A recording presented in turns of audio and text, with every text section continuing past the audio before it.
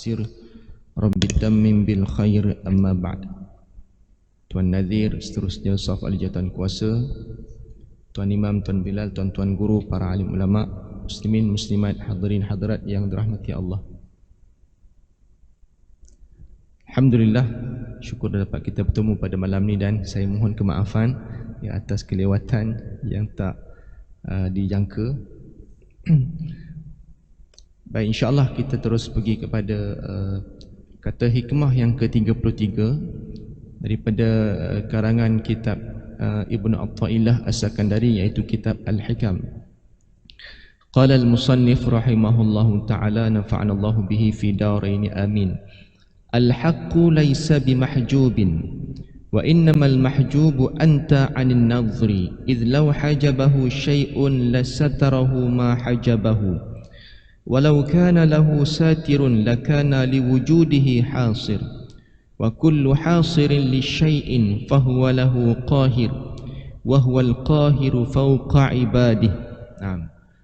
Maknanya al-haq ini iaitu Allah Subhanahu wa ta'ala tiada terhijab oleh sesuatu pun, sebab tidak mungkin adanya sesuatu yang dapat menghijab Allah Ta'ala. Sebaliknya kamulah yang terhijab sehingga tidak dapat melihat adanya Allah. Hal ini adalah sekiranya ada sesuatu yang menghijab Allah Subhanahu wa Ta'ala, berarti sesuatu itu dapat menutupi Allah. Dan andaikan ada tutup bagi Allah, bererti wujud Allah dapat dikurung, dan tiap sesuatu yang mengurung itu dapat menguasai yang dikurung, padahal Allah yang berkuasa atas semua makhluknya. Ditutup dengan ayat Al-Quran, wa huwal qahiru fawqa ibadih. Itu potongan daripada ayat Al-Quran surah Al-An'am ayat 18, dan dialah yang berkuasa atas sekalian hamba-hambanya. Jadi mafhum hikmah, hadirin sekalian, adapun Allah Ta'ala yang hak itu tidaklah dihijab, tetapi yang terhijab, hijab ni maksudnya terlindung ataupun tertutuplah perkara yang menghalang. Adapun yang terhijab daripada melihatnya ialah kamu sendiri.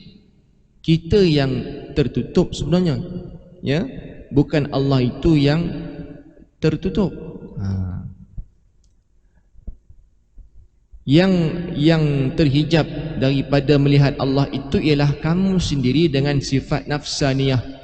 Sifat nafsaniyah ni itu sifat-sifat yang dikaitkan dengan nafsu, nafsu-nafsu yang ammarah bisu, yang mendorong kepada kejahatan. Hadirin hadirat yang dirahmati Allah sekalian, dalam surah Asy-Syura ayat 11 Allah Subhanahu wa ta'ala berfirman, a'udzubillahi minasyaitonir rajim, laisa kamitslihi syai' wa huwas samiul basir. Allah tiadalah menyerupai sesuatu pun, dan dia maha melihat lagi maha mendengar. Laisa kamitslihi, tidak ada satu pun yang boleh dimisalkan dengan Allah, yang diserupakan dengan Allah. Dan sekarang ini kita pergi kepada kata hikmah ini, iaitu sebenarnya bukan Allah itu yang tidak ada, tetapi kita yang manusia yang kehilangan Allah Ta'ala. Kenapa kehilangan? Sebab dirinya telah ditutup dengan nafsu-nafsu, dengan sifat-sifat mazmumah. Allah itu ada, Allah tak hilang pun, Allah bukannya tak ada, ada. Tapi manusia merasakan kehidupan dia kosong. Sebab apa? Sebab dia yang hilang Tuhan, dia yang kehilangan, bukan Allah tu yang hilang. Sebagai contoh, ini pengalaman saya pernah jumpa dengan seorang maknyah, tuan-tuan, yang mana dia, bila kita sembang dengan dia, dia kata sebenarnya lamalah sembang dengan dia. Kemudian bila lama-lama sembang, saya tanya, saya baca Quran, saya baca ayat Quran lah. Lepas tu dia kata, wah seronok awak boleh baca Quran. Saya tanya dengan dia, tak boleh baca Quran ke? Dia kata dia memang tak pandai baca Quran.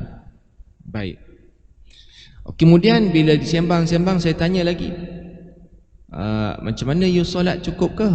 Bila kita dah lama dengan dia lah, nak tanya terus mungkin tak sesuai. Tapi bila dah lama dia pun okey, dia kata, oh sebenarnya I dah lama dah tak solat, dah berapa tahun dah tak solat tuan-tuan. Dia kata apa yang I nak I dapat. Ya, dia memang macam-macam lah. Dia kata apa yang I nak I dapat. Tapi I pelik kenapa I rasa macam tak sure, rasa tak tenang hidup ni. Sebab saya jumpa dia pakai tudung. Saya tanya dengan dia kenapa pakai tudung. Sebab dia kata dia dah bertaubat pada Allah. Itu satu benda yang pelik lah kan. Taubat pada Allah pakai tudung, tak sesuai lah. Dia laki tapi dia pakai tudung. Saya dah bertaubat pada Allah, sebab tu saya pakai tudung. Jadi dia cuba mencari Tuhan, tapi dia tak jumpa. Sekarang ni bukan Allah tu tak ada, tapi hatinya telah terhijab. Hadirin yang dirahmati Allah sekalian, ya. Sama juga contoh air mineral kan. Kalau kita ambil air ni, kita tuang dalam ni, sebenarnya diri kita ni macam inilah air yang ada dalam cawan ni. Ni cawan ni adalah jasad kita. Kita isi air, itulah kita kata iman kita ataupun hati kita, ya. Kemudian bila mana masuknya sifat-sifat mazmumah, sangka buruk dengan Allah Ta'ala, maka masuk satu kita ambil lah air nila kan, yang warna biru tu, kita titik satu nila, maka air tu berubah jadi warna biru. Kemudian ya, tidak solat, kita meninggalkan solat, maka titik lagi air nila tu makin gelap air tu. Kemudian apa lagi ya, buat maksiat pula, maka titik lagi air nila makin gelap. Makin lama makin gelap, hitam tuan-tuan. Daripada biru jadi hitam selagi hitam-hitamnya. Maka itulah diri kita. Walaupun luar ni cawan ni cantik je, luar elok je sebenarnya. Sekarang ni dia Allah Ta'ala nak bagi hidayah, tapi terhalang dek kerana diri kita tadi tu telah hitam. Hitam kerana apa? Kerana nafsu tadi tu. Dia dah hitam, dia hitam tuan-tuan. Jadi Allah nak bagi hidayah tak dapat. Jadi kita yang sebenarnya gelap, bukan Allah tu yang tak ada. Kita sebenarnya yang kehilangan Allah Ta'ala kerana sifat-sifat nafsaniyah tadi, sifat-sifat nafsu mazmumah tadi. Jadi sebab itulah kita kena bersihkan semula. Yang ini yang kita mengaji ilmu tasawuf tu, tujuannya untuk kita nak bersihkan balik kehitaman yang ada dalam diri kita ini. Caranya apa? Dengan kita mengaji Quran, maka ya seolah-olah kita ambil air putih, ya. Quran tu kan bersih, ya. Zikrullah itu kan bersih, istighfar itu kan bersih sifatnya. Maka ia adalah penyuci, ya, untuk menyucikan balik air yang dah hitam dalam cawan tadi. Maka kita baca Quran, maka kita tuang air putih, maka semakin lama semakin cerah air itu, ya. Tapi kerana banyak sangat tu, maka istighfar pula, istighfar, astaghfirullah, makin putih makin boleh, ya. Solat taubat lagi, istighfar, macam-macam kita buat, maka lama kelamaan ya akhirnya akan jadi putih jernih semula. Maka di situ mudahlah cahaya nak masuk kan. Cahaya matahari nak masuk senang, nampak jernih kan, cantik. Bubuh apa benda pun nampak, maka hidayah mudah sampai pada kita. Hadirin yang dirahmati Allah Subhanahu wa taala. Ibnu Katsir, ya, Imam Ibnu Katsir berkata, sebelum Ibnu Katsir berkata, dialah yang menundukkan segala leher dan orang yang samsing untuk tunduk kepadanya. Allah yang menundukkan segala leher dan orang yang samsing, ya. Begitu juga segala muka, sedangkan Allah maha berkuasa terhadap setiap sesuatu, dan dia maha bijaksana dalam semua perbuatan-perbuatannya, dan maha mengetahui dalam semua keadaan tempatnya, yakni segala kesombongan dan bongkak. Ya. Sekarang ni sebagaimana yang Allah Ta'ala sebut, kalau kita, Allah itu tidak dapat dikurung kan, kata Ibnu Athaillah, kalau Allah itu dapat ditutup bermakna Allah itu dapat dikurung, sedangkan sebenarnya tidak begitu, ya. Kerana apa? Kerana Allah yang berkuasa ke atas kita, maka Allah boleh menundukkan siapa-siapa. Contoh dalam Al-Quran, Allah Subhanahu wa taala berfirman, "Wa ma ramaita idh ramaita walakinnallaha rama."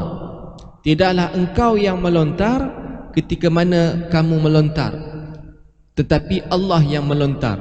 Ayat ini diturunkan pada satu peperangan yang mana sahabat-sahabat Nabi melontar lembing dan sebagainya, mengenakan pada musuh, kena pada musuh, musuh mati. Jadi lontaran itu kena pada musuh itu bukan sebab daripada sahabat itu. Ya, dia macam ni tuan-tuan. Dari zahir itu kita yang melontar, tapi lontaran itu berlaku dan kena pada musuh itu disebabkan Allah Ta'ala. Dia bukanlah kita nak kata Allah sendiri yang melontar, tidak. Dengan keizinan Allah itu, lontaran itu berlaku dan kena pada musuh. Sekarang ni siapa yang berkuasa? Kemenangan itu sebenarnya siapa yang punya kemenangan? Memanglah ya sahabat yang menang, tapi sebenarnya adalah kerana pertolongan Allah. Sekarang ni kita mungkin ada kuasa, kita ada pengaruh dan sebagainya, berjaya satu benda. Sekarang ini berjayanya perkara itu bukan sebab pengaruh kita, bukan sebab kuasa kita, tetapi kerana Allah yang mengizinkan perkara itu berlaku. Wa huwal qahiru fawqa ibadihi. Allah lah yang berkuasa atas hamba-hambanya. Sebab tu kalau kita mengaji ilmu tasawuf ni tuan-tuan, titik penghujungnya kita akan jumpa apa? Sebenarnya kita ni tak ada pun, ya? Sebenarnya kita ni memang dari segi fizikalnya ada, tapi sebenarnya kita ni tak ada. Yang ada hanya Allah Ta'ala saja. Macam saya baru balik semalam daripada Mentakap, ya, petang semalam daripada Mentakap, kita bantu mangsa banjir, ya, kita bagi bantuan sikit sebagainya bersama NGO lah. Saya jumpa banyak mangsa-mangsa banjir ni. Tuan-tuan teruk ya banjir, ya Allah. Di taman Mentakap Indah. Taman kami ni dah jadi laut. Jadi laut tuan-tuan. Tak nampak dah rumah. Mana rumah kita ni? Tak nampak, hilang. Ada rumah akak tu buat 2 tingkat. 2 tingkat, ya. Asalnya rumah setingkat, tapi dia duk risau banjir, dia buat 1 tingkat lagi. Rupanya tingkat 2 pun tenggelam juga.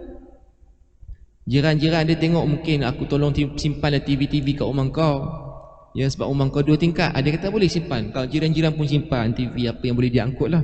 Rupanya semua pun lebuh juga tuan-tuan. Tak sangka katanya. Siapa sangka kan? Sekejap dia kata cepat naik, ya. Waktu dia nak selamatkan diri pun air dah sampai dekat dada dah. Ya. Alhamdulillah tak ada terkorban nyawa. Cuma barang memang habis. Bumbung tercabut. Ya, peti air hilang, ke mana bawa lari pun tak tahu. Tapi ada seorang kak saya jumpa tuan-tuan, biarlah dia kata rumah hilang katanya, asalkan ya kita tak hilang Tuhan katanya. Oh tuan-tuan, ya, deep betul tu. Ada seorang kak ni kata, ya, sekarang ni dah tak ada nafsu dah nak ada harta benda. Tak ada nafsu dah, ya. Dah tak teringin orang nak cerita nak beli perabot tu, tak ada nafsu dah katanya. Biarlah rumah kosong macam ni, tak apa, asalkan selamat sudah. Saya pun terkena juga tuan-tuan. Maknanya kita ni fikir apa benda lagi aku nak beli, nak tukar sofa apa lagi ni, ya, meja makan dah lama nak tukar pula ni. Tapi dia orang tak fikir tuan-tuan, ya. Biarlah makan, dia duduk di lantai sudah katanya. Ya, dirinya. Maksudnya apa tuan-tuan, ya? Yang jadi bayangkan peti air tu berat, ya, perabot berat tuan-tuan. Tapi air yang sebenarnya air ni, bolehkah air begini ngangkat perabot? Tak boleh. Tapi dengan kekuatan yang Allah bagi pada air banjir, kerana banyak banjir tu, kita pun tahu mana mari air banyak sangat macam tu, ya. Allah Ta'ala punya kerja tu. Kekuatan itu semua dengan, bayangkan air sifatnya mungkin tak ada apa-apa, tapi kerana kekuatan tadi tu, maka Allah hanyutkan, bumbung tercabut, ya, peti air di atas bumbung. Siapa larat mengangkat, kan? Tapi tengok, air boleh mengangkat peti air di atas bumbung, sofa atas bumbung tu dilangat pada peti air sangkut kat pokok. Siapa larat angkat peti air sangkut kat pokok tuan? Air yang angkatnya. Wa huwal qahiru fawqa ibadihi. Allah yang berkuasa atas setiap makhluknya. Kan? Muslimin muslimat yang dirahmati Allah sekalian. Ibnu Athaillah berkata lagi, sesungguhnya terhijab hamba daripada yang gaib disebabkan banyak melakukan aib kepadanya. Kita ni dia terhijab, ya. Allah itu terhijab, minta maaf. Allah itu terhijab disebabkan apa? Sebab aib diri kita tu banyak sangat. Aib ataupun dosa-dosa kita lah. Dosa-dosa kita yang banyak menyebabkan Allah tu tak nampak lah. Sebab dosa itu, ya, ataupun sifat-sifat mazmumah itu lebih besar, besaran dalam diri kita. Oleh yang demikian, bersihkan dan sucikan diri daripada segala aib. Nescaya akan dibuka yang gaib-gaib, pelik-pelik dan yang tersembunyi. Jangan kamu menjadi golongan yang meminta sesuatu daripada Allah untuk diri mereka sendiri. Dan juga jangan jadi orang yang meminta dirinya sesuatu untuk Tuhannya, kerana ini sifat orang jahil yang tidak faham tentang ketuhanan. Jadi kita ni jangan minta sesuatu untuk diri sendiri, ya. Jangan sesekali mereka mengharap pertolongan daripada Allah, kerana orang beriman bukan seperti itu. Bahkan dia berkorban dirinya untuk Tuhannya. Dia bukan meminta Tuhan memberi sesuatu untuk dirinya. Apabila keadaan ini berlaku, dia akan lambat dari segi adabnya dengan Tuhannya, walaupun tidak akan lambat dari segi tuntutannya dan matlamatnya. Sekarang ni tuan-tuan, yang patut kita minta, ya, bukan minta dia kata dekat sini, jangan kita nak minta pertolongan daripada Allah, tapi diri kita sendiri pun banyak dosa. Kita nak minta, ya, sebab itu di kalangan sahabat ada yang segan nak minta dengan Allah Ta'ala, ya, segan nak minta. Sebab apa? Rasa diri tak layak nak minta dengan Allah Ta'ala, sampai tahap begitu.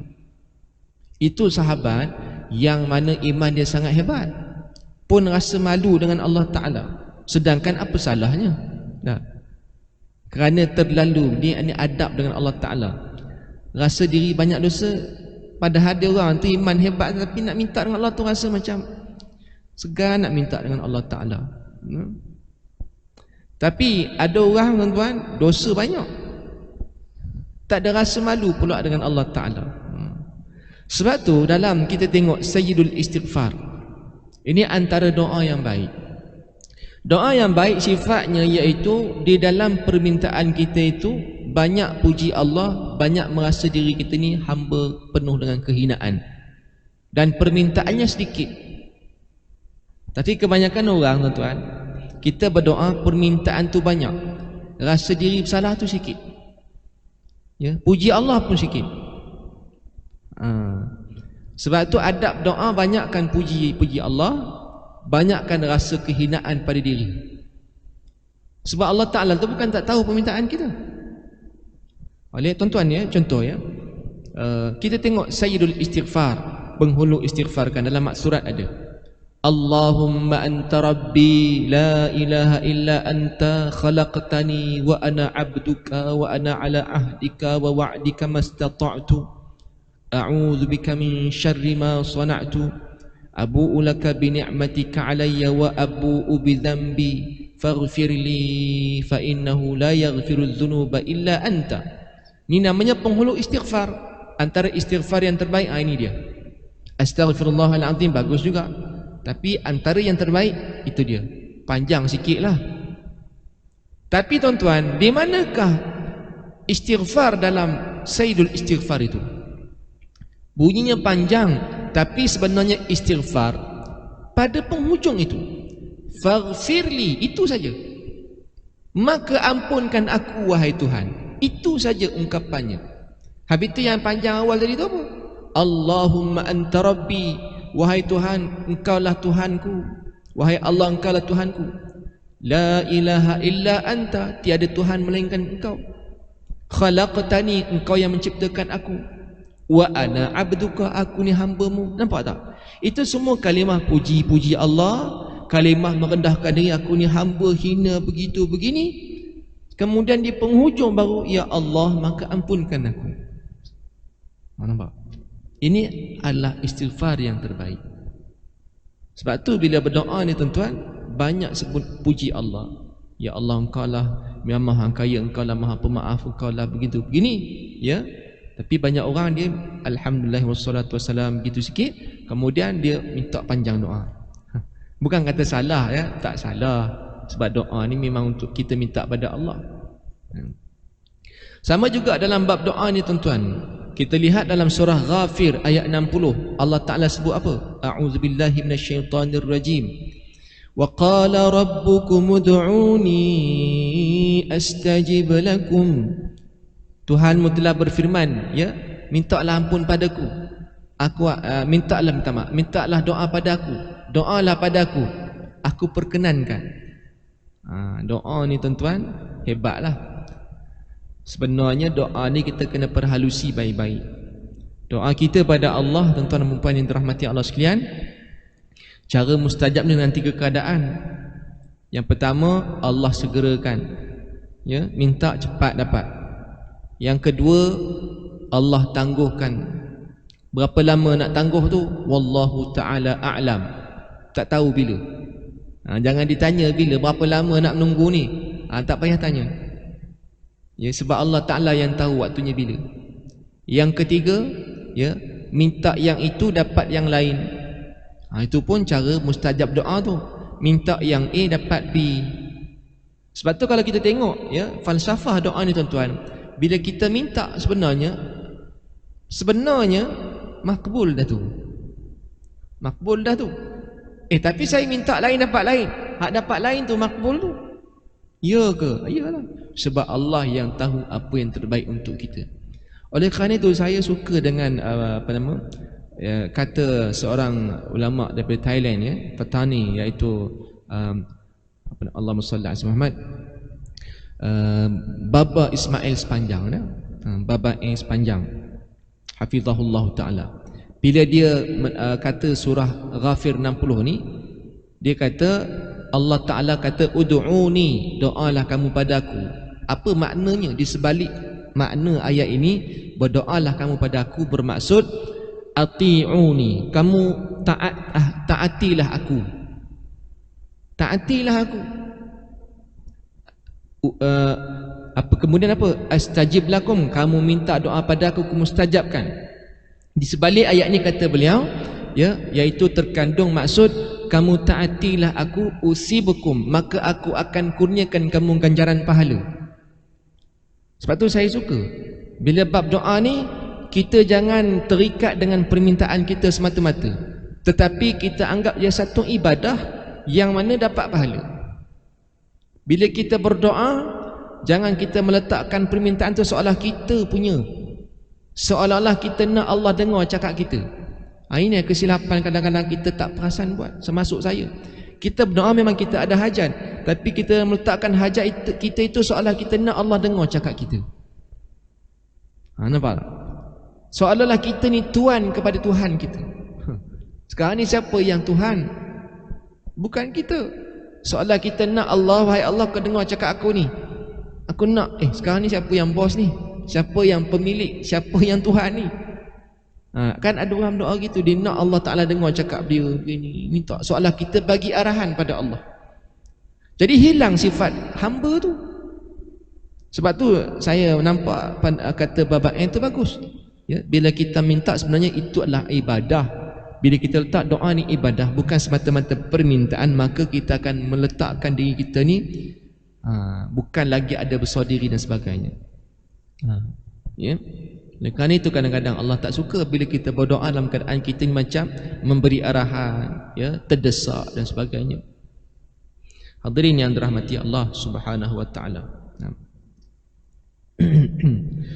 Antara faktor untuk menjadi kekasih kepada Allah Subhanahu wa taala ialah mengagungkannya dan takut kepadanya. Faktor lain yang perlu disertakan ialah yang pertamanya, banyakkan zikir kepada Allah Subhanahu wa taala. Ya. Jadi macam mana kita nak jadi kekasih pada Allah, ya, nak jadi wali-wali Allah? Boleh kita layak jadi wali, semua orang layak jadi wali, ya. Wali ni maknanya kekasih Allah, ya. Apa yang boleh kita buat, ya? Yang pertama, banyakkan zikir kepada Allah Subhanahu wa taala. Zikir ni banyaklah tuan-tuan, ya. Zikir ni maknanya ingat. Zikrullah, ingat Allah. Zikir ini sama ada dengan zikir-zikir yang diajar Nabi sallallahu alaihi wasallam. Ya, contohnya Sayyidul Istighfar itu zikir. Subhanallah walhamdulillah itu zikir. Ya. Lagi apa? Macam-macam zikir banyak. Selawat itu juga zikir. Ini banyak, zikir banyak. Itu satu bentuk. Zikir yang kedua iaitu ingat Allah dalam keadaan ya, melihat isteri kita pun boleh zikrullah. Tengok suami kita juga boleh zikir. Tengok rumah kita juga boleh zikir. Sebab setiap perkara yang membesarkan Allah itu adalah zikir. Ya. Allahumma salli ala Muhammad. Yang ayat apa nama, ayat tentang surah Ali Imran ayat 190 191 kan. Yaman inna fi khalqis samawati wal ard wa ikhtilafil laili wan nahari la ayatin li ulil albab alladzina yadhkuruna Allaha qiyaman wa qu'udan wa ala junubihim wa yatafakkaruna fi khalqis samawati wal ard. Ayat tu kan? Yang mana itu zikir tu. Orang yang ulul albab, ini ciri-ciri kekasih Allah. Dia bijak, hati dia celik. Ulul albab ni macam mana? Dia ingat Allah, zikrullah dia. Baik dia berdiri, dia duduk, dia baring, dia ingat Allah subhanahu wa ta'ala. Oh, dah nak azan dah ni. Yang keduanya sentiasa muraqabah kepada Allah, iaitu mendekatkan diri pada Allah. Jadi mungkin kita sampai isyak je kan. Jadi Allahumma salli ala Muhammad. Saya sekali lagi kita pergi pada penutupnya. Apapun tuan-tuan, kesimpulannya begini. Terhijabnya Allah disebabkan kita dosa banyak, sifat mazmumah. Sekarang ni apa kita buat? Banyakkan zikrullah, muraqabah pada Allah, supaya sifat-sifat yang menghijab diri kita ya, untuk melihat Allah tu dapat dibuang. InsyaAllah mudah-mudahan sama-sama kita jadikan 2022 ni untuk tahun banyak kita mengikuti Allah, banyakkan istighfar dan sebagainya insyaAllah. Minta maaf salah dan silap. Aqul qawli hadha wa astaghfirullahal azim li wa lakum wa billahil hidayah wat taufiq. Wassalamualaikum warahmatullahi wabarakatuh. Alhamdulillah wassalatu wassalamu ala rasulil amin wa ala alihi wa sahbihi ajma'in. Allahumma faqihna fid din wa 'allimna at-ta'wil wa sallallahu wasallam alaihi walhamdulillahi rabbil alamin.